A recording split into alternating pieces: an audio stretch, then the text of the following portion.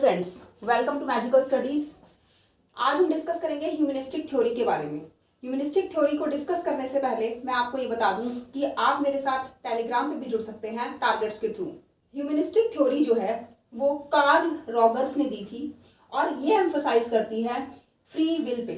Means एक इंसान को इंडिपेंडेंटली सोचना चाहिए और अपने स्वेच्छा रखनी चाहिए। हम ये कह सकते हैं कि वो स्वेच्छा पे डिपेंड करती है। ये जो हमारी फ्री विल होती है, जो हम किसी बिना दबाव के जब हम अपनी इच्छाएं सोचते हैं, अपनी इच्छा से कोई काम करते हैं, उस पे हमारी ह्यूमनिस्टिक थ्योरी फोकस करती है, एम्फसाइज करती है उसको। सेल्फ एफिकेसी पे जोर देती है। सेल्फ एफिकेसी को हम ये कह सकते हैं कि जो हमारी क्षमता है या हमारी जो क्षमता है या पोटेंशियल जो हमारे अंदर होती है उसको बताती है ह्यूमनिस्टिक थ्योरी। जैसे हर इंसान की, हर इंडिविजुअल की अपनी एक एफिकेसी होती है, अपनी एक अलग क्षमता होती है जिस हिसाब से वो काम करता है। या हम कह सकते हैं अगर मैं अपना 100% देना चाहूँ और मैं अपना 100% किसी एग्जाम में देती हूँ तो हो सकता है मैं अपना 80% स्कोर करूँ या 90% स्कोर करूँ। बट अगर एक दूसरा बच्चा अपना 100% देता है तो हो सकता है वो मेरे से ज्यादा अचीव करे या हो सकता है मुझसे कम भी अचीव करे। तो हर इंडिविजुअल का, हर ह्यूमन बीइंग का अपना 100% या अपनी सेल्फ एफिकेसी जो है या अपनी पोटेंशियलिटी उसी के ऊपर निर्भर करती है। और सबकी सेल्फ एफिकेसी जो है, पोटेंशियलिटी अलग अलग हो सकती है।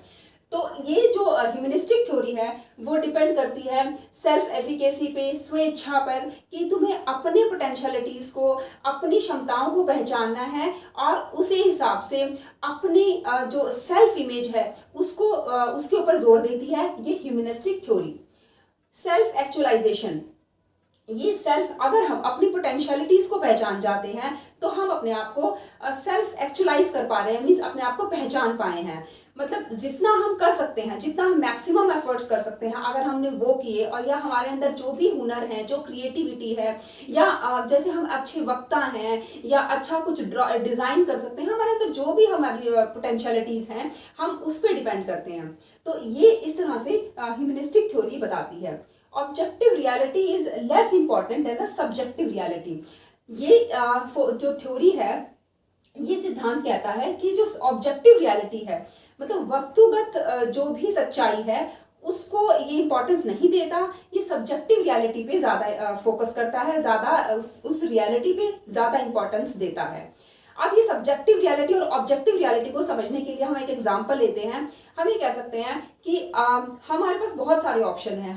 हम ये कह सकते हैं कि हम जो है वो इंजीनियर भी बन सकते हैं या डॉक्टर भी बन सकते हैं, एक लॉयर, एक टीचर, हम बहुत सारी ऑब्जेक्टिव चीजें हमारे पास हैं।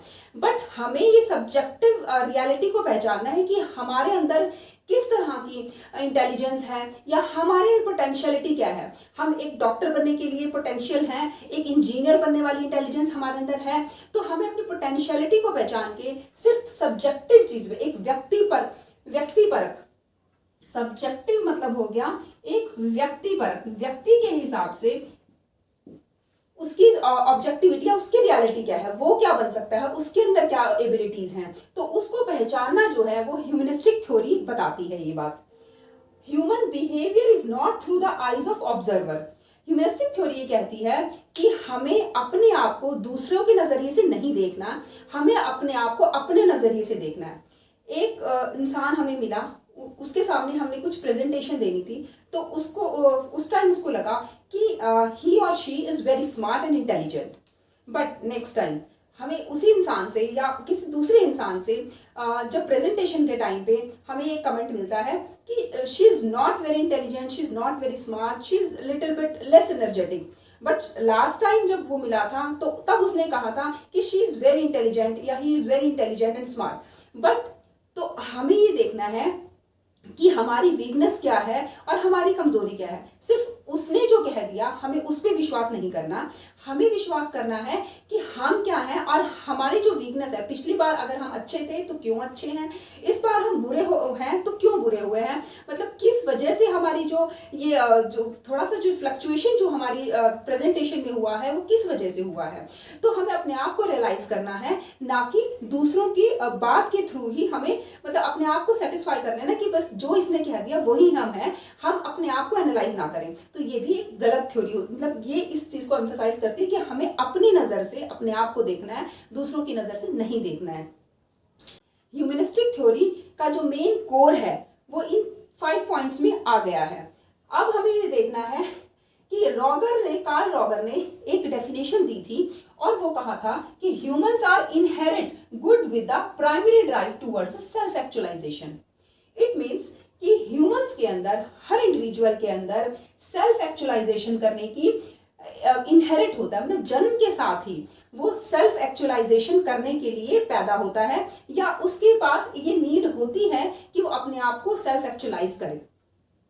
मतलब जन्म के साथ ही उसके अंदर ये क्वालिटी होती है कि वो पहचान सके अपने आप को। बट हम अपने आप को क्यों नहीं पहचान पाते, इसके लिए सबसे पहले हमें जो मैस्लो की हायरार्की थ्योरी ऑफ नीड है उसको समझना होगा।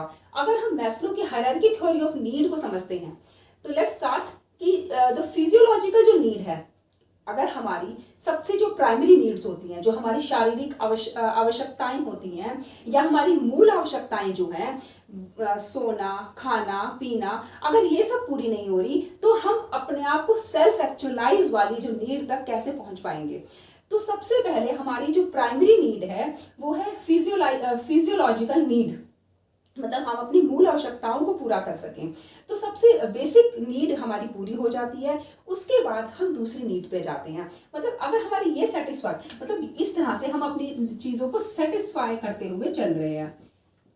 अगर हम इस तरह से सेटिस्फाई करते हुए चलते हैं, देखो पहले हमारी मूल आवश्यकताएं पूरी हुई, उसके बाद हमारी सेफ्टी नीड आ जाती है। अब हमने खाना खा लिया, मतलब जो भी हमारी जीवन जीने के लिए जो आवश्यकताएं थी वो पूरी हो गई। अब उसके बाद हमें क्या चाहिए कि सेफ्टी नीड्स चाहिए, मतलब सिर्फ जीने के लिए हमें क्या है, हमने सांस लिया, खाया पिया और सो गए, मतलब इतने से हमारा शरीर चल जाएगा। बट हमें सेफ्टी नीड, अब हमें घर भी चाहिए, मतलब सेफ्टी नीड जो है वो हमें सिर्फ एक केयर चाहिए। तो इसमें क्या हो गया, मतलब एक इकोनॉमिक, जो भी इकोनॉमिक हो गया हमारे जितनी भी सारी, क्योंकि सेफ्टी जो है बिना इकोनॉमी, बिना पैसों से तो नहीं मिल सकती, ठीक है। थोड़ी बहुत केयर चाहिए, जो हमें आसपास अपने बिलोंगिंग से जो केयर मिलेगी वो भी इसमें चाहिए होती है।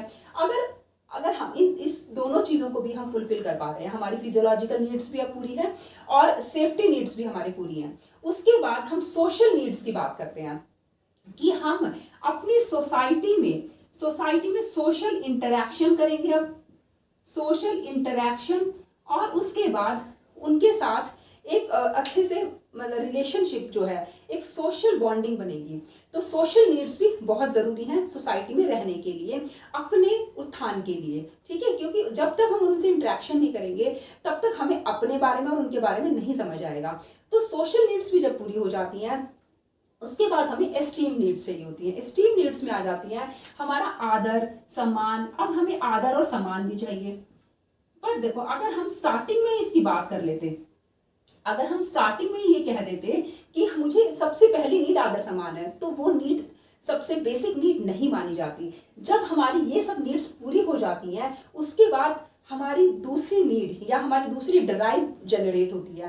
ड्राइव, आपने देखा होगा कि मैस्लो ने ड्राइव वर्ड भी बताया था कि जैसे ड्राइव रिडक्शन थ्योरी है कि जब हमारे दिमाग में एक जब हमारी साइकोलॉजिकल, जब हमें टेंशन क्रिएट होती है तब उसको रिड्यूस करने के लिए हमारी नीड जनरेट होती है कि अब ये टेंशन क्रिएट हो गई कि हमें आदर और सम्मान भी चाहिए। तब उसके लिए जब हमें नीड जनरेट हुई तो नीड से उसके बाद हमें आदर और सम्मान के लिए भी कुछ एफर्ट्स करते हैं या कुछ लर्निंग करते हैं। तो उसके बाद जो नीड जो जनरेट हो जाती है वो हमें आदर और सम्मान भी प्रोवाइड करेगी। तो इस तरह से जो मैस्लो हायरार्की ऑफ थ्योरी है, नीड की जो थ्योरी है, ये मतलब लर्निंग को बढ़ा रही है। जब हमारी इन सब ये नीड्स, या हम कह सकते हैं जब हमारी फिजियोलॉजिकल नीड्स पूरी हो गई, सेफ्टी, सोशल नीड्स पूरी हो गई और एस्टीम नीड्स, आदर सम्मान भी हमें मिल गया, अब हमें क्या चाहिए, अब हम अपने आप को पहचाने। देखो, जो सेल्फ एक्चुअलाइजेशन जो है वो कुछ लोग स्पिरिचुअल, मतलब स्पिरिचुअलिटी को भी मानते हैं। स्पिरिचुअलिटी जो है वो भी सेल्फ एक्चुअलाइजेशन में इंक्लूड की जाती है क्योंकि बहुत हायर लेवल ऑफ नीड है। और इसमें हम ये कह सकते हैं आत्मज्ञान, अपने आप का आत्मज्ञान होना इसमें इंक्लूड किया जाता है। जब हमें अपने आप का आत्मज्ञान हो जाता है। बट यहाँ पे ह्यूमनिस्टिक थ्योरी की बात हो रही है कि हम ज़्यादा स्पिरिचुअल नहीं होंगे। यहाँ पे जो थ्योरी के अकॉर्डिंग भी चलेंगे कि स्पिरिचुअलिटी पे ना जाके हम सिर्फ आत्मज्ञान कि अपनी एबिलिटीज पोटेंशियलिटीज को पहचान के अपना वेलबींग हम किस 100 किस हद तक हम कर सकते हैं, अपना वेलबींग हम किस हद तक कर सकते हैं उस पोटेंशियलिटीज तक पहुंचकर। तो ये जो थ्योरी है वो ह्यूमनिस्टिक थ्योरी सेल्फ एक्चुअलाइजेशन तक पहुंचना हमें बताती है। उसके साथ साथ क्योंकि मैस्लो ने भी सेल्फ एक्चुअलाइजेशन की बात की थी और कार्ल रॉगर ने जो ह्यूमनिस्टिक थ्योरी दी थी उसने भी सेल्फ एक्चुअलाइजेशन की बात की थी। तो इसीलिए हमने इन दोनों थ्योरीज को इकट्ठा समझा है ताकि हमें ये दोनों थ्योरीज जो है हमारे माइंड में फिक्स हो जाएं और हमें अच्छी तरह से समझ भी आ जाए। अब हम नेक्स्ट बात करते हैं कि इसकी कंडीशंस ऑफ लर्निंग कि मतलब इस तरह की लर्निंग कि सेल्फ एक्चुअलाइजेशन हो जाए, हमें अपना आत्मज्ञान हो जाए, हमें अपने बारे में समझ आ जाए। तो इस तरह से कौन सी ऐसी कंडीशंस होनी चाहिए हमारे पास जो हमें सेल्फ एक्चुअलाइज करवा देंगी।